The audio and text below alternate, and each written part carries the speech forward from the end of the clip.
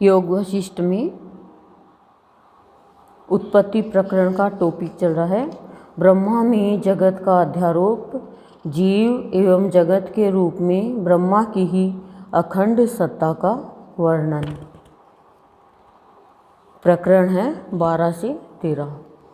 आज बता रहे हैं जैसे जिस किसी भी देश या काल में द्रवत्व जल से भिन्न नहीं होता, उसी प्रकार किसी भी देश या काल में यह सृष्टि परमात्मा से भिन्न नहीं है।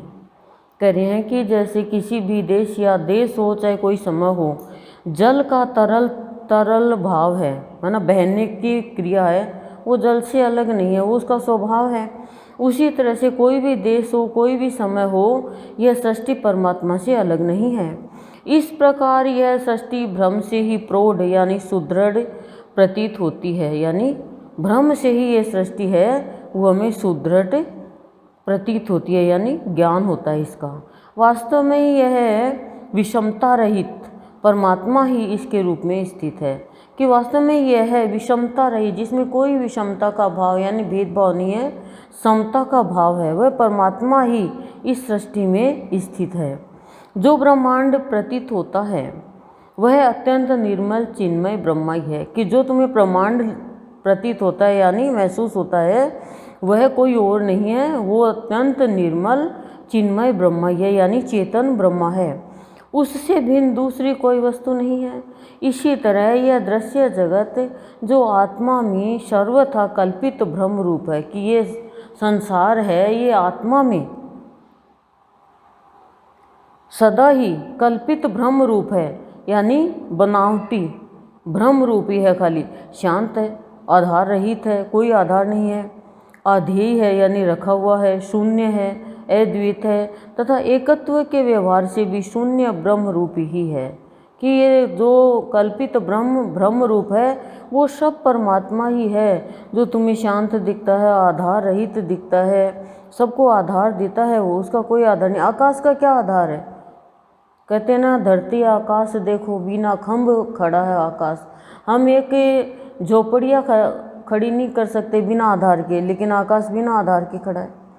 आधेय है कि वो ही रखा हुआ है, वो ही है सब जगह, वो शून्य है यानी शांत है, वो अद्वैत है यानी उसमें कोई द्वैत भाव भेदभाव नहीं, अलग अलग नहीं है, सबके अंदर अद्वैत है, अभिन्न है मतलब। और एकत्व, एक ही तत्व के व्यवहार से भी वह शून्य ब्रह्म रूप ही है, वह शांत ब्रह्म रूपी है, जहाँ पे कोई विकार नहीं, वो शून्य अवस्था है। यद्यपि इस जगत रूपी भ्रम की प्रतीति होती है, कि जगत रूपी भ्रम की प्रतीति होती है, यानी इसका ज्ञान होता है, तथापि उसके रूप में कोई वस्तु उत्पन्न नहीं हुई है, उसके रूप में कोई भी वस्तु जन्म नहीं लिया है, उत्पन्न नहीं हुई है, प्रकट नहीं हुई है।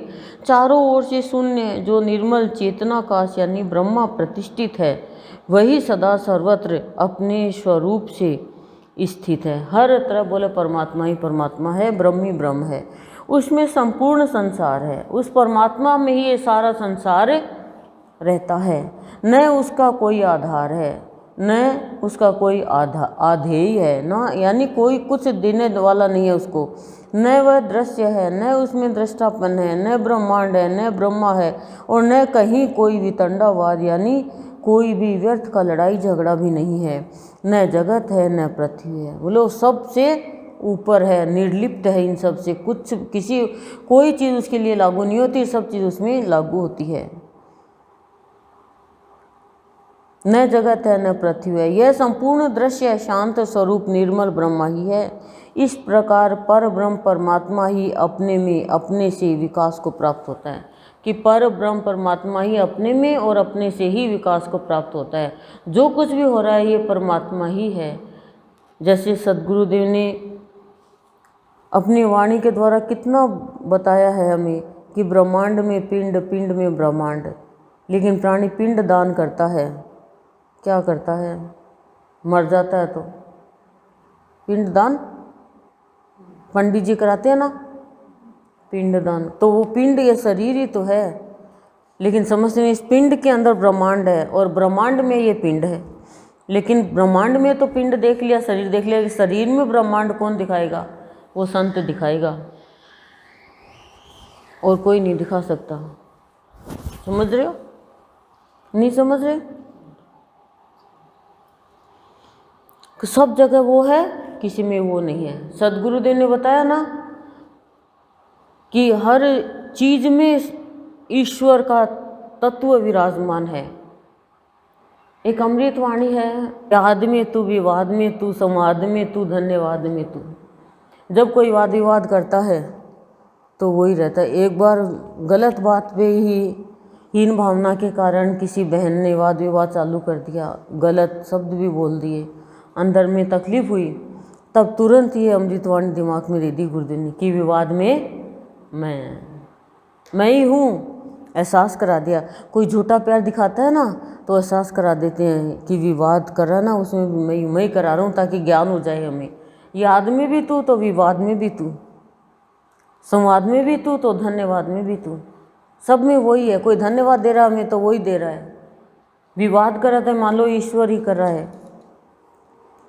जैसे तरल होने के कारण जल ही अपने में आवर्त, यानी जल का जो भंवर होता है, चक्र होता है, उसमें उसके रूप सा प्रतीत होता है, उसी प्रकार चित्त रूप होने के कारण आत्मा ही अपने में जगत सा प्रतीत होता है। कि चित्त रूप यानी चेतना का रूप होने के कारण आत्मा ही अपने में जगत सा प्रतीत होता है।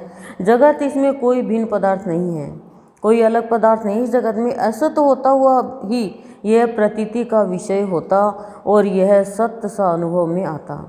कि ऐसा तो होता हुआ भी कि असत्य है ये, फिर भी ये प्रतीति का विषय यानी विश्वास का विषय होता हुआ और यहाँ सत्य सा अनुभव में आता है कि ये सत्य ही है, ऐसा अनुभव में आता है, ये संसार सत्य लगता है।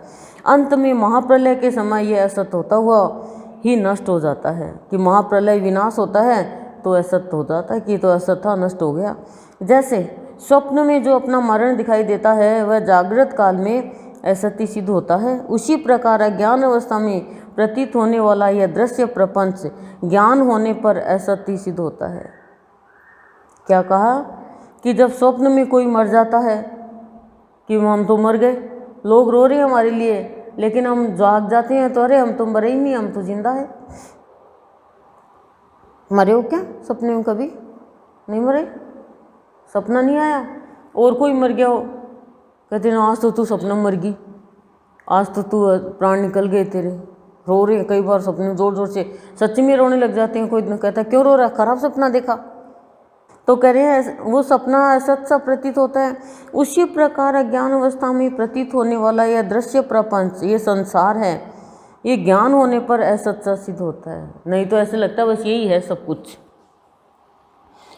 अथवा प्रलय काल में जो इसका संहार होता है वह स्वप्न अवस्था में प्रतीत होने वाले अपने ही मरण के समान मिथ्या है।